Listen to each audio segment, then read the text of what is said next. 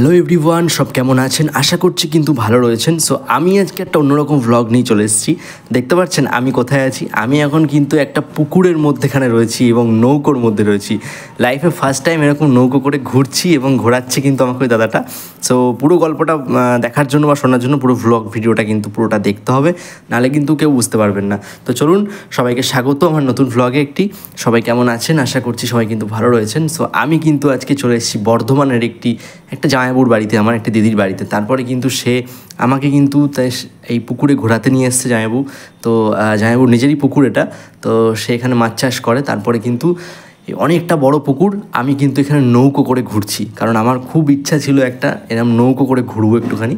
তো তাই জন্যই একটুখানি ঘুরছি। তো চলো ভ্লগটা কন্টিনিউ করো সবাই। দেখুন এটা কোথায় এসছে, এটা হচ্ছে ভাগীরথী নদী, যেটা আমি আপনাদেরকে এখন দেখাচ্ছি বা তোমাদেরকে দেখাচ্ছি এখন এই নদীটা। আমরা কিন্তু ভাগীরথী ব্রিজে রয়েছি আপাতত, এবং ভাগীরথী যে ব্রিজটা রয়েছে সেটা কিন্তু অনেকটা লং ডিস্টেন্সে কিন্তু ব্রিজটা রয়েছে এবং অনেকটা চওড়া।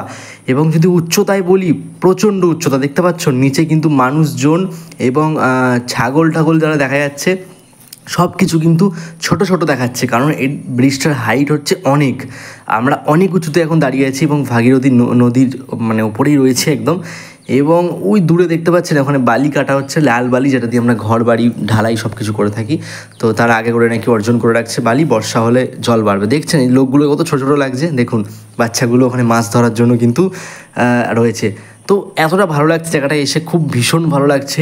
কারণ ভাগীরথী নদীতে আমি ফার্স্ট টাইম গেলাম, এবং যে ব্রিজটার ওপর আমি দাঁড়িয়ে রয়েছি বন্ধুরা, সেই ব্রিজটা কন্টিনিউয়াসলি কিন্তু কেঁপে যাচ্ছে, মানে বাম্পস খাচ্ছে। মনে হচ্ছে যেমন দোলনায় বসলে আমরা বাম্পস খাই বা হাইড্রোলিক খাই, সেরকমভাবে হাইড্রোলিক খাচ্ছে ব্রিজটা। যখন এই বড় বড় লরিগুলো যাচ্ছে বা কিছু, তখন কিন্তু বাম্পস খাচ্ছে ব্রিজটা। তো অসাম জায়গা কিন্তু ভাগীরথী নদী, দারুণ জায়গা। 12 seconds later. সো এই যে আমরা যাচ্ছি কিন্তু পুকুরের উদ্দেশ্যে এখন, এই যে আমার জামাইবাবু এটা সামনে যে যাচ্ছে এখন দেখতে পাচ্ছেন, এনার সাথেই কিন্তু আমরা যাচ্ছি। তো আমরা এখন জঙ্গল দিয়ে ক্রস করছি এবং জঙ্গল দিয়ে গিয়ে কিন্তু পুকুরটাতে যাব। তারপর কিন্তু পুকুরটায় গিয়ে এনজয় করব। আর আশপাশটা দেখতে পাচ্ছ তোমরা যে পুরো জমি। আমরা প্রায় 2 কিলোমিটার মতো হেঁটেছিলাম, তারপরে গিয়ে কিন্তু পুকুরটায় পৌঁছেছিলাম। দেখো একটা আলাদাই কিন্তু ফিলিংস। আমি কিন্তু এখন বসে আছি কোথায় দেখতে পাচ্ছ, নৌকোর মধ্যে, এবং একদম পুকুরের মাঝ মধ্যেখানে কিন্তু রয়েছি এখন, কারণ পুকুরটা অনেকটা বড় এবং কিন্তু চওড়া ছিল। তো এই দাদা কিন্তু নৌকো চালাচ্ছে, নৌকোর মধ্যে জলও ছিল একটু, অনেকটা বড় দেখতে পাচ্ছ পুকুরটা, অনেকটা বড়, অনেকটা ওইদিকে চলে গেছে।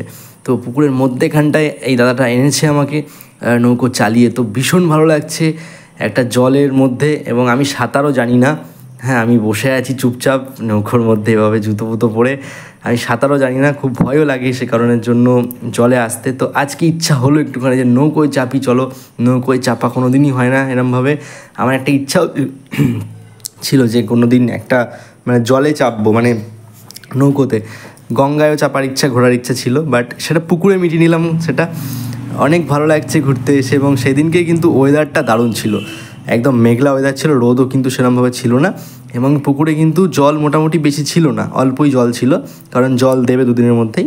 তো আমি যদি পড়েও যাই, আমার হয়তো বুক অবধি জল হয়তো থাকবে। তো আশা করছি নাই পড়ে যাই, যাই হোক। তো অ্যাকচুয়ালি বন্ধুরা ভ্লগটা ছাড়তে একটু দেরি হয়ে গেল, কারণ ওখান থেকে এসছি আমি আজ 3 দিন হয়ে গেল। তো কিছু সমস্যা, কিছু প্রবলেমের জন্য ভ্লগটা ছাড়তে লেট হয়ে গেল একটুখানি। সো অবশ্যই এনজয় করুন, সবাই এনজয় করুন, ভ্লগটা দেখুন। আর ভালো লাগলে অবশ্যই লাইক কমেন্ট শেয়ার কিন্তু করতে কেউ ভুলবে না আমাকে। আমি আছি অল টিপ সুরজিৎ আপনাদের সাথে। সো এরকম ভ্লগ দেখতে কিন্তু পেজটা ফলো রাখবেন।